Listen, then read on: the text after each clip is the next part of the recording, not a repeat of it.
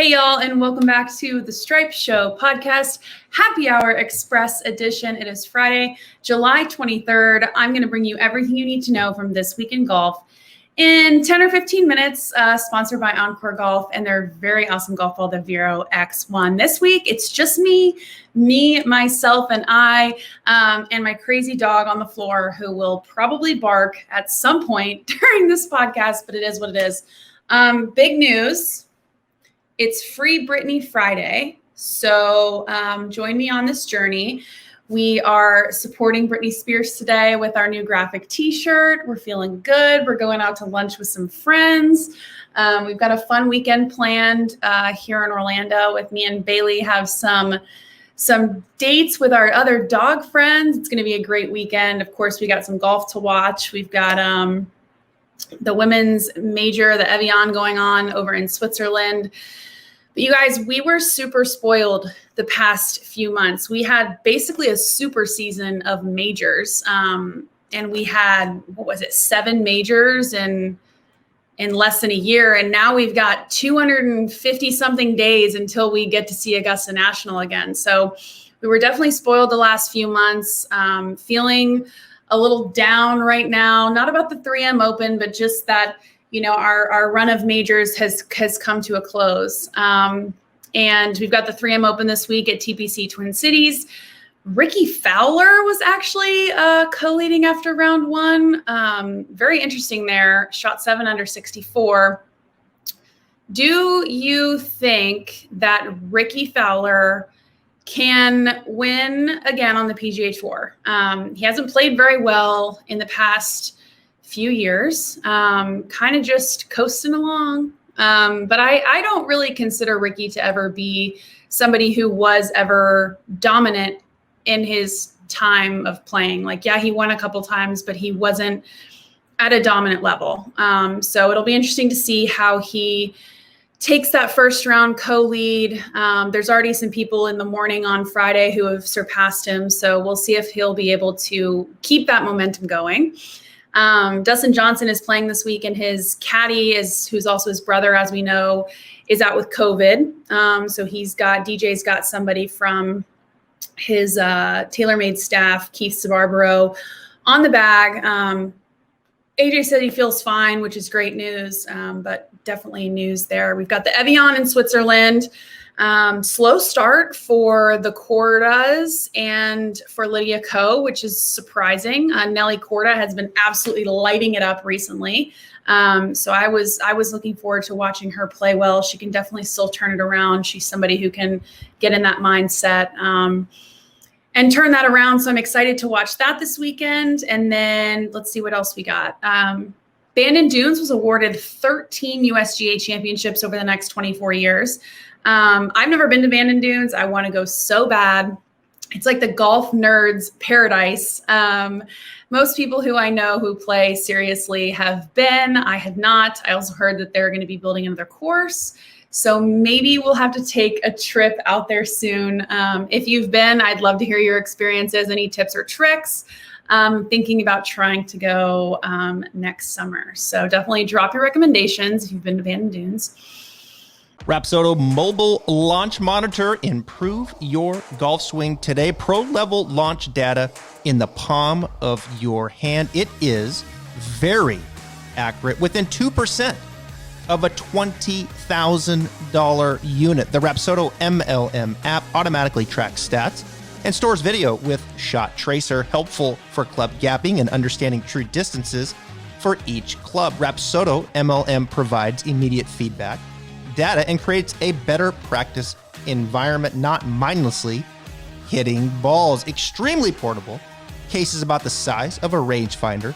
And you know what? You can use it both indoors and outdoors. I love this launch monitor. It's the Rapsodo Mobile Launch Monitor. Check it out at rapsodo.com, rapsodo.com, rapsodo.com. Let's see what else. The LPGA is going to be featured in an EA Sports golf game. So now you can, I think this is next year, but you can play with the women, not only with the men, on video games. So that's going to be really awesome. Another really great way to bring more awareness to the LPGA. And that brings me to another point, is that with the time difference in Switzerland this weekend, definitely make sure to watch the Evian. Beautiful course. If that's the only reason you want to watch it, I don't blame you. It's gorgeous over there in Switzerland. I've been to Switzerland once and just had a great time. So I would definitely recommend, hopping on the LPGA train. I know I say it a lot, but I promise you will be impressed and you will relate more to the game than you do on the PGA Tour, probably. Let's see. We need to talk about the Olympics, okay? Because they're, in my opinion, and maybe I'm following the wrong people, I don't feel like there's any hype. I don't feel like anyone really cares.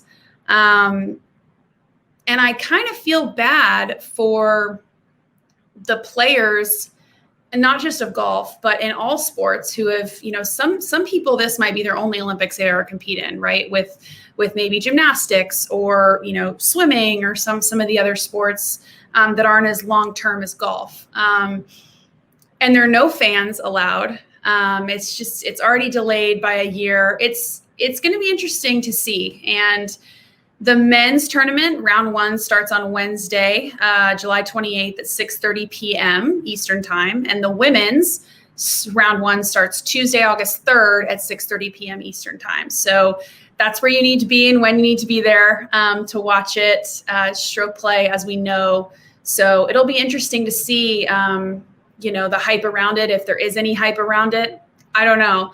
I could honestly say that I'm not super excited about it. I don't necessarily also agree with the format of it. I think that it should be more of a team competition like the Ryder Cup or President's Cup. And I think that would garner a little bit more attention and hype around it personally. Curious as to what you guys think. If there was a ideal format, what would it be? If you could decide what the format would be, what would you have it be? Definitely let me know, because I'd love to spitball this. Not that it's going to change anything, but would love to hear your thoughts. So I asked on Twitter, I said, let me know how are you feeling about the upcoming Olympics using one word? Let me read some. Someone said aware, hatred, uninterested, indifferent, meh, forced, curious, indifferent, uninterested, yawn, intrigued, shrug. So a lot of different responses, but overall, I would say that most people don't care as much as I feel like we've cared about other Olympics in the past. And it makes me very sad for those people who are competing and are really excited about it. They're just not going to have the same experience as their peers might have had in years past or in the future. So it just makes me kind of sad. I'll definitely be watching. But I think it started to rub me a little bit the wrong way when a lot of players started pulling out, saying that, it wasn't important to them. It didn't matter. And I just think that if given the chance to play for my country, I would never second guess it personally. But I know that there's a lot of different things that go into it. It's not that cut and dry. So it is what it is. I'll be watching for sure, and can't wait to talk with you guys all about it on Twitter. So bent out of shape this week. We didn't get a ton of submissions, but I will still read what we did have. I asked people what had them bent out of shape this week in golf. Someone actually tweeted me preemptively the other day saying that there's no relief for poison ivy in the rules book, which is shocking to me, because you have to think about how miserable that would be if your ball was in poison ivy and you had to swing in it or something, and instead you have to take an unplayable lie. So I wonder if that's something that they're looking at. I wonder if it happens enough that they're being forced to look at it or not. Let's see what else everybody said. Adam said, I didn't book a tee time today and it's entirely my fault. Yes, it is your fault. Rob Miller said, Patrick Reed, late early again, screwed again. If you missed that, use Golf Facts, who we all think is Justine, tweeted about always being late early on Thursday and Friday. So that's funny that continues as well. Someone said the old guys in front of me that probably needed to hit from the yellow tees, but still insisted on the whites. This is, you just play the tees that your game best suits. Nobody cares what tee you play. Nobody's concerned with you. Just don't hold up the golf course. If you can't make it happen from the white tees, play the red tees. It's not the ladies' tees. It's the red tees. It just means it's shorter. And if that's what works best for your game, then that's what you need to do in order to keep the pace moving and in order to have fun, most importantly. I am a big advocate for doing what makes you happy and doing what's going to have you have the most fun on the golf course, because it is a game.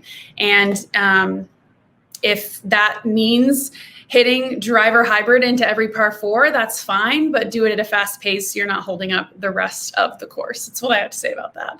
But that's pretty much all the news in golf this week. As I said, we've got the 3M Open, the Evian this weekend. Then we switch to the Olympics starting next week on Wednesday, I think I said. Yes, round 1 again. Men's Olympics round 1, Wednesday, July 28th at 6:30 p.m. Eastern. And that's, of course, overnight.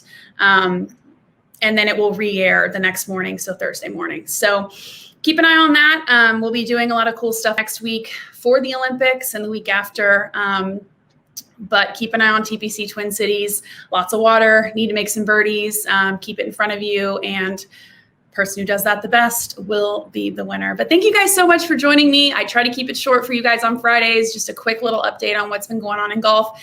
And I hope you guys have a great weekend, and cheers one to me this weekend. I know I will be at lunch, and make it a great weekend, you guys. We'll see you next week.